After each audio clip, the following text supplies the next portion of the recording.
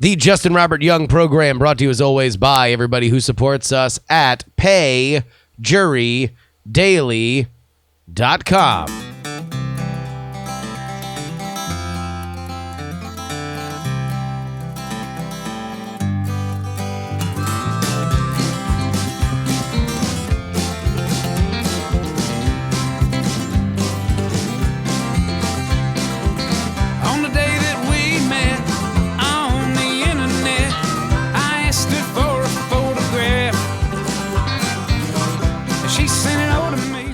Well, hello, YouTube. It's your old pal, Justin Robert Young, right here. We got some stories. We got some news. We got everything that you can use. Yeah, Dwarf on Politics. Rip Tim Conway.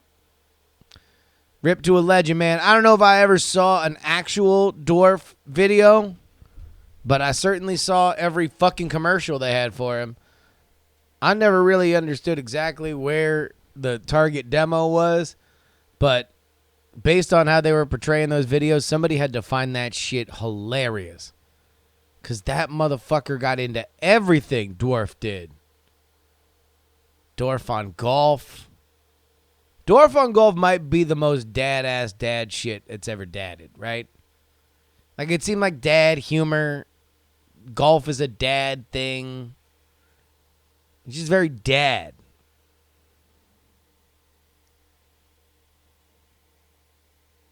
All right. Let's go ahead and get this party started. Let's get it started.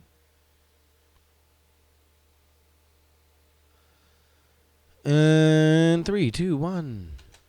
Hello, friends. Welcome to yet another edition of the Justin Robert Young podcast. My name is Justin Robert Young.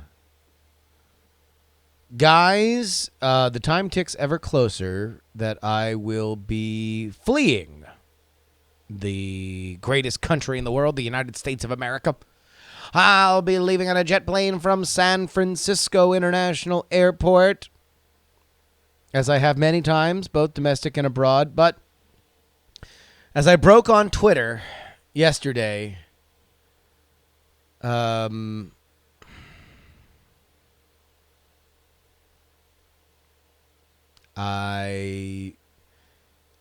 know how to say this in any way that isn't going to be jarring for many of you. As you guys know, my wife, Ashley, and I have, for a very long time, been married for several years. We've long, traveled together, but things are going to be a little bit different.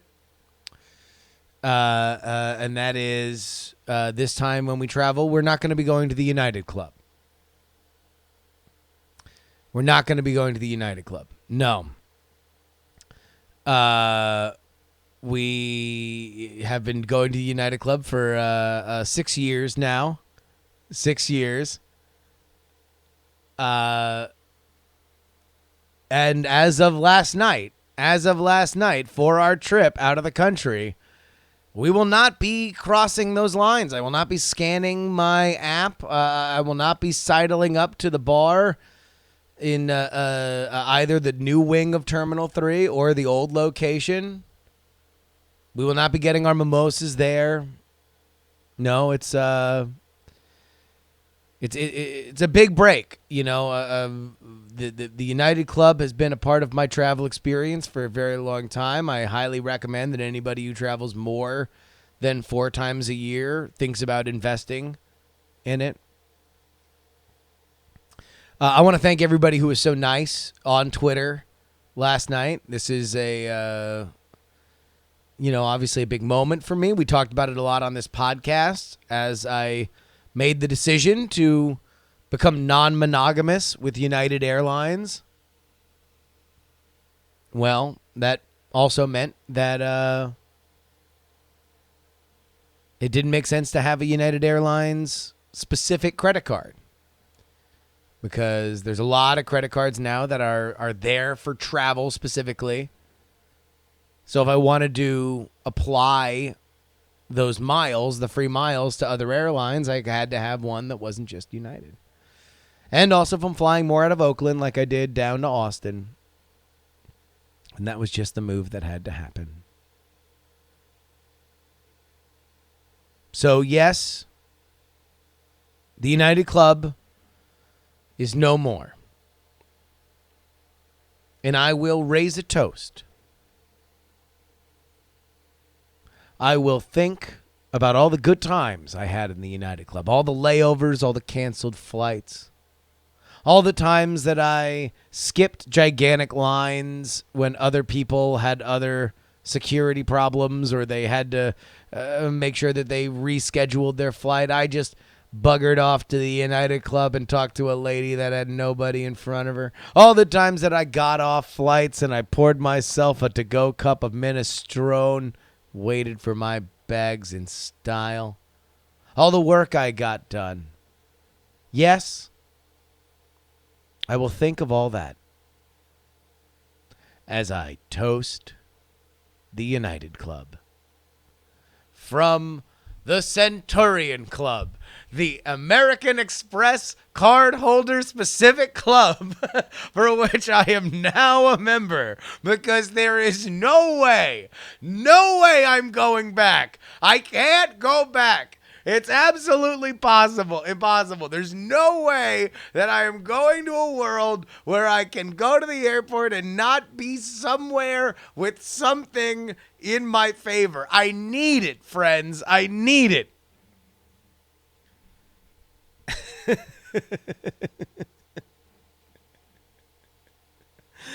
So yeah, I got the card that was recommended to me by listeners of this show when we were doing our United should I stay or should I go with United conversations a few weeks ago. The Amex Platinum has a little bit of a higher annual fee, but you get a lot more out of it, including a priority pass, which gets you into a bunch of independent clubs, and also priority pass also apparently just gets you like a $200 bar tab at like random airport bars when there is no club at the airport, including a few like at SFO. You can just roll up and it's just like, oh yeah, here, we're just gonna pre-auth you for $200. There's a $200 bar tab. Order what you want. So there's that news. All right. Well, one other piece of business that I meant to get out yesterday and I need to get out now is that when I am out of the country, which happens on Friday night, there will be no podcasting from me. I've spent the last week going to Austin to pre-record Weird Things, to pre-record Night Attacks. Tonight's Night Attack will be the last live Night Attack until the beginning of June. This podcast obviously will keep going until the end of the week. But there will be 2 weeks that I'm not going to be doing the show. So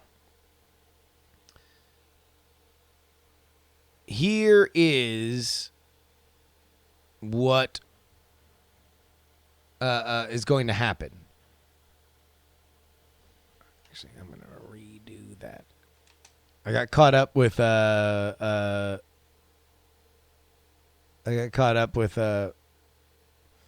Centurion card with a $2,500 annual fee. No, that card does not have a $2,500 annual fee.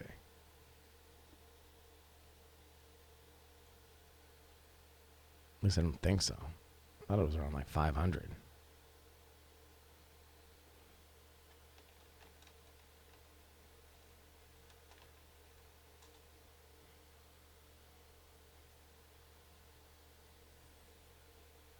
No. The one I got is $550. $550 annual fee. No. I get access to the Centurion clubs.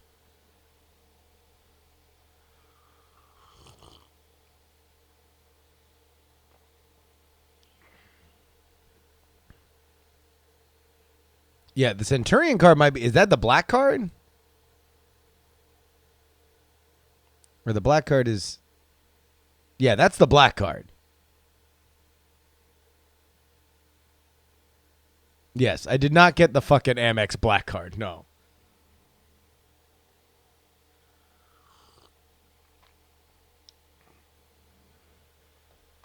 Although one day there's a story that I cannot tell publicly that's very, very funny about an Amex black card. Remind me if you see me very drunk at a con.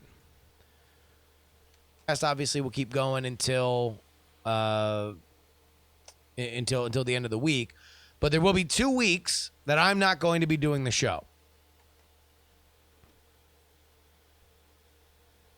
That was about the point in which I read in the chat. Somebody said that I was paying $2,500 in an annual fee, and I'm like, what?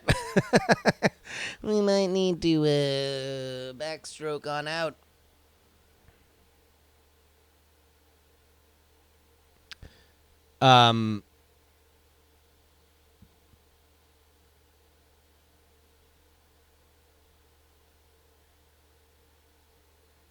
Does the Centurion Club come with an avocado?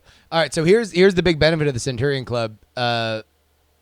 It's basically like the United Club, but everything is kind of available, so you can get the fancy ass liquor without paying extra for it. In the United Club, there's like a tier of free shit, and then there is other shit that you can pay for. And there's a little bit better food. Although, to be honest, the United Club had kind of stepped up its food game. And they all just built them. Like, they're all very, very new. All right.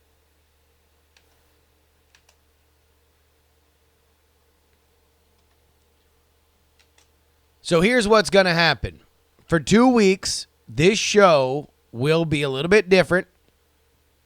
It will not be hosted by me, but it will be hosted by a son of Gloria Young. Yes, my brother, Eric Young, and his wife, my sister-in-law, Carolyn Young, have been talking about doing a podcast. They've been, and they've done a few different versions of it. It's called the Young Family Podcast. And I thought that this would be a great opportunity to get them out to a bunch of you guys, folks who dig what I do. So they are basically going to take over. It's going to be the same format, 4 days a week. It's about the same length, anywhere between 12 and 20 minutes each day. It will, certainly be coming from a different perspective. I'm a freewheeling urbanite in my mid-30s. They are a little bit younger than I am and now have 2 kids under 3 years old.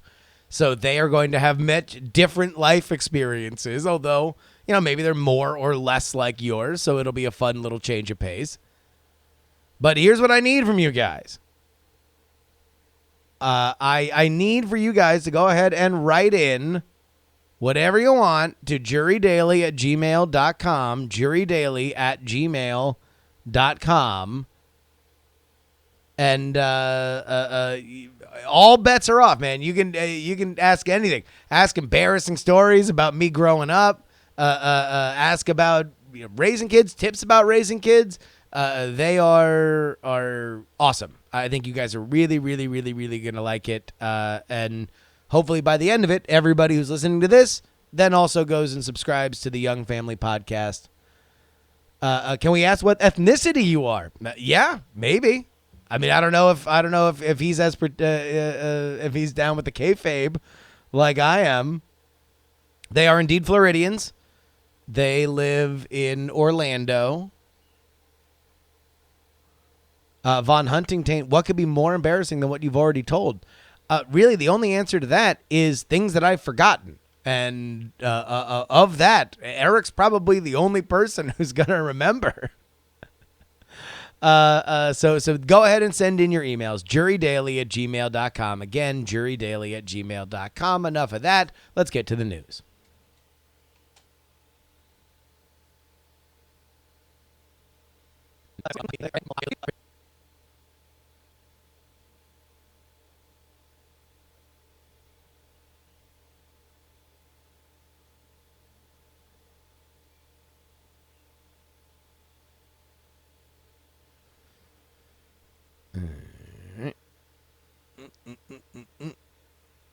JuryDaily@gmail.com. Again, JuryDaily@gmail.com. Enough of that. Let's get to the news.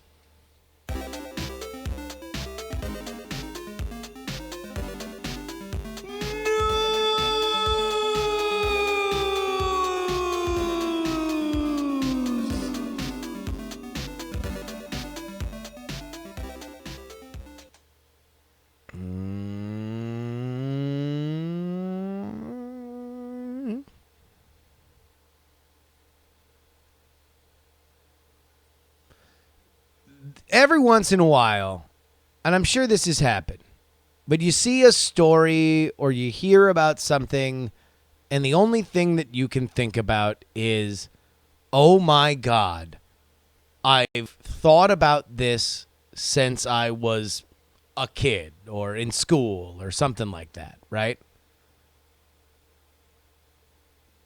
This is one of those situations. I have to tell you. Headline from the Washington Post. Burger King's latest plan, Whoppers delivered to you while sitting in traffic. You're stuck in a sea of standstill traffic when it begins. Hunger pangs. The kind that unleash a steady stream of fast food fantasizing. Oh my God. Fucking alliteration. Of fast food fantasizing. With your grumbling stomach growing louder, your options are limited. You can wait a few hours until the roadways to clear, or pull a Michael Douglas in the movie Falling Down, leaving your car idling on the freeway while you set off on foot. Please don't do this. But now, Burger King, the global hamburger behemoth, is betting that hungry drivers will welcome a third option. A direct-to-driver delivery concept that has been labeled the Traffic Jam Whopper. Using an app developed by the burger chain, the initiative, which is being rolled out in Mexico City following a 1-month pilot program, allows drivers to order food directly to their car where it is delivered via motorcycle. The video released by the company shows a motorcycle delivery driver weaving through slow-moving traffic before knocking on a customer's window and handing over a bag of food. Mexico City has the worst traffic in the world, according to the latest TomTom Global Traffic Index, says Gustavo Loria, the co-founder of the advertising agency We Believers, which developed the concept. People spend up to 5 hours in their daily commute, meaning that they are not in their houses or offices to order delivery. This was an opportunity for Burger King to generate new revenue out of these hungry drivers. In fact, the Traffic Jam Whopper increased deliveries by 63% during the month of April at participating restaurants. Okay, here is what I've always thought.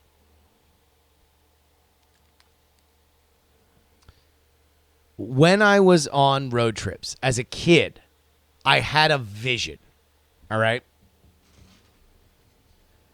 That you're on these long stretches, you're a kid, right? You're hungry, all you want is food.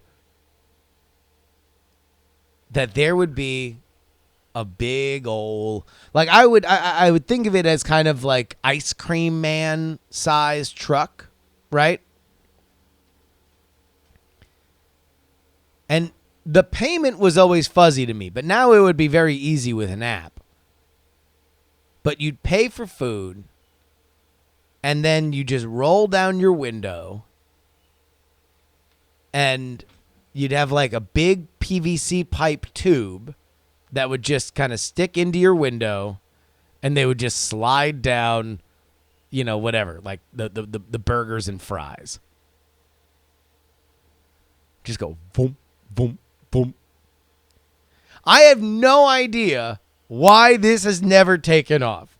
Because there's been plenty of times where I've been on road trips as an adult And hell, you could put it. You could even put liquid in enough of a container that I would love. Oh my God, if I could keep driving and not stop, and also just maybe not a full meal, right? But a little snackaroo. Oh my God, a little piece of jerky. Oh shit. I thought that I was not recording, but I definitely was recording. Good. Snackaroo. Oh my God, a little piece of jerky.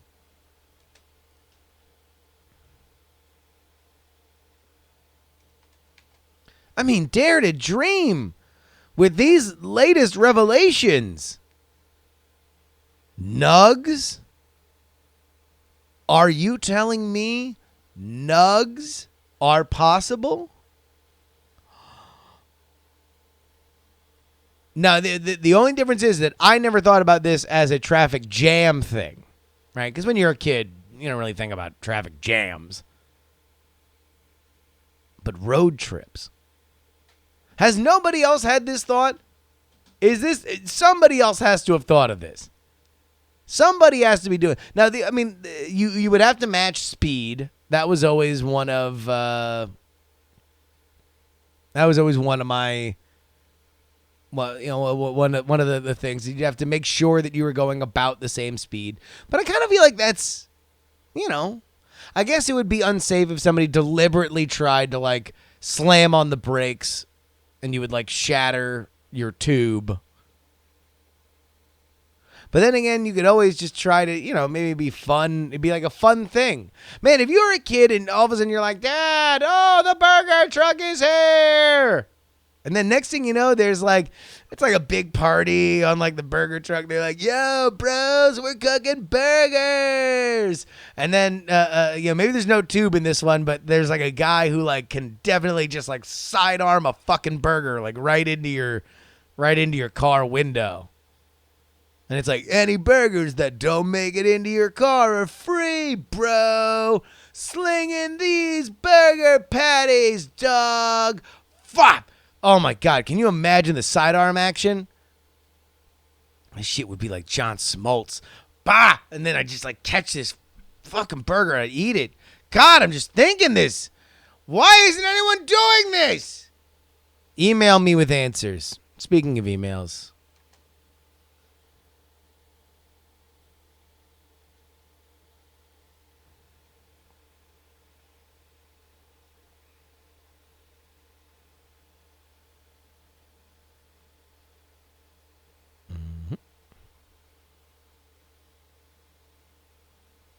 My God, can you imagine the sidearm action?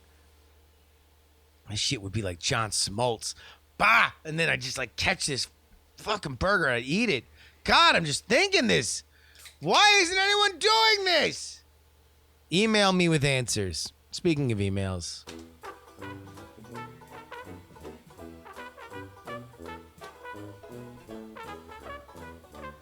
Email. I think that could be louder.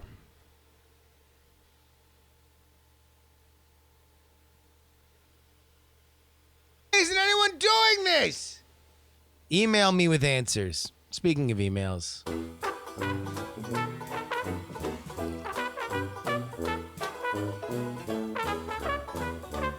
Email.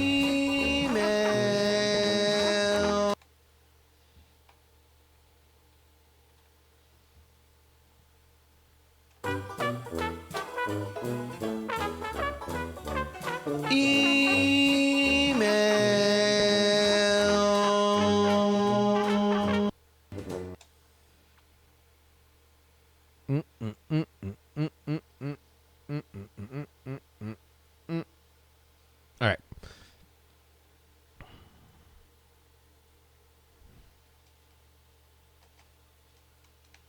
You can always email the show at jurydaily@gmail.com. And anything that you send for Eric and Carolyn, I'm going to save for them when they record this weekend. But you got to email now.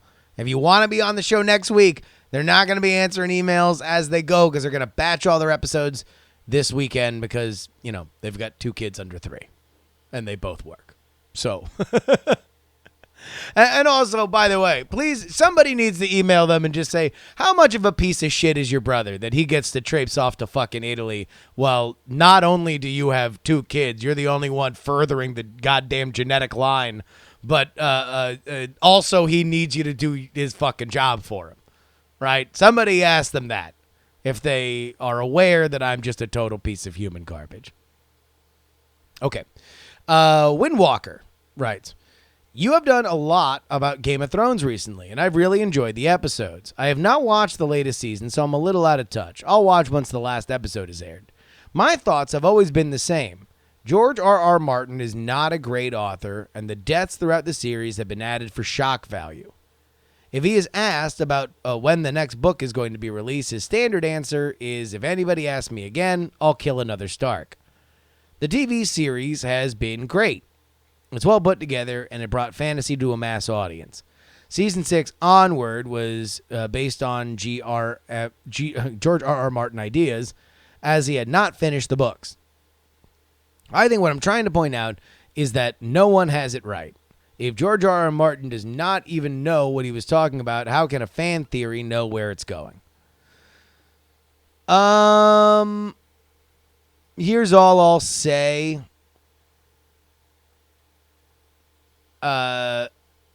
For everybody who's like, I can't wait for the books. The books will do all of this better. Y'all read Dance of Dragons, right? Right? Like that book, like you read that book.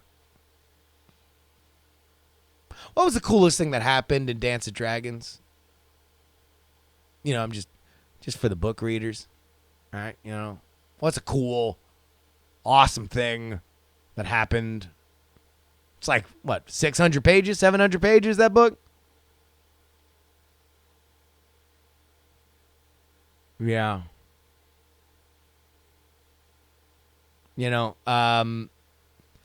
I think that most of the stuff that was in Dance of Dragons, kind of happy that they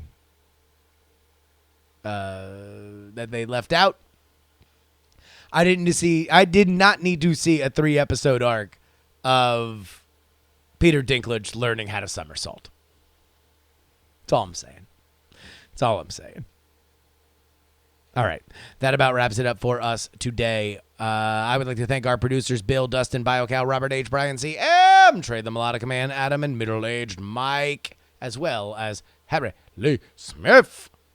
You can always email me, jurydaily@gmail.com, Twitter, Instagram, Snapchat @JustinRYoung. Join our Discord, because that is where we get all of our jury stories, not only for the podcast, but also for our live stream, which you can check out at twitch.tv/JustinRYoung. Our story today about the Burger King delivery in traffic jams was written in by Strike It Rich. Okay. Friends, until tomorrow, this is your old pal Justin Robert Young asking you to please give a round of applause to Mr. Wacky, but more importantly, please don't.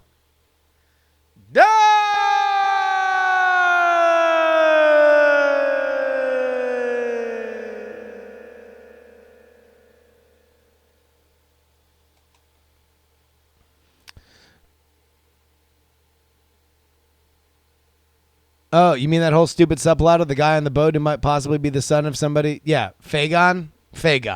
Yeah.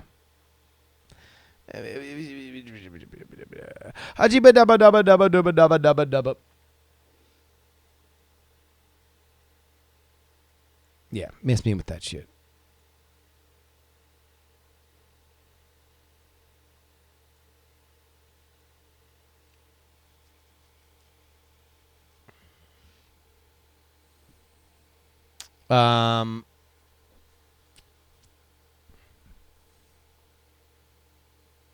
He's supposed to be who John really is. Or was it? No, it's not Danny's younger brother. was the son of...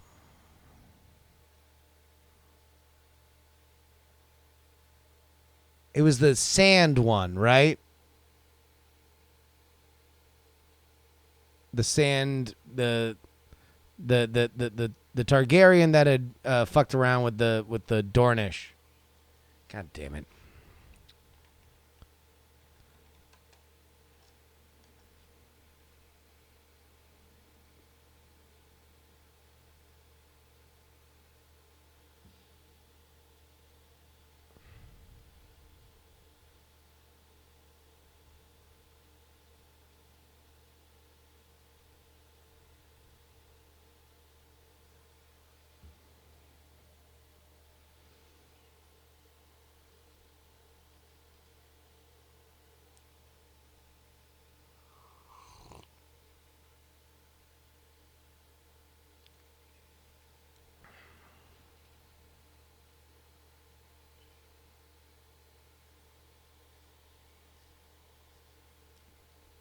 One of the two babies that were killed, Viserys spirited him away.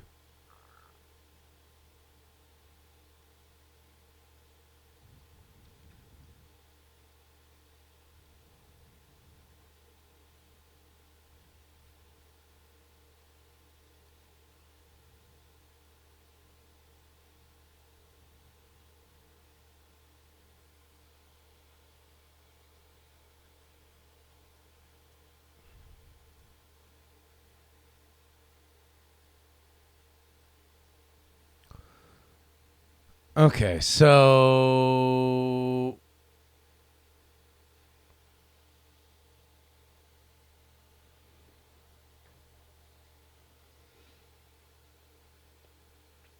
he's Aegon Targaryen.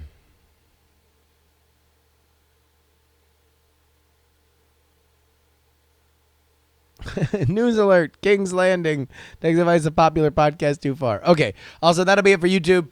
See you guys later. Fucking The Song of Ice and Fire books are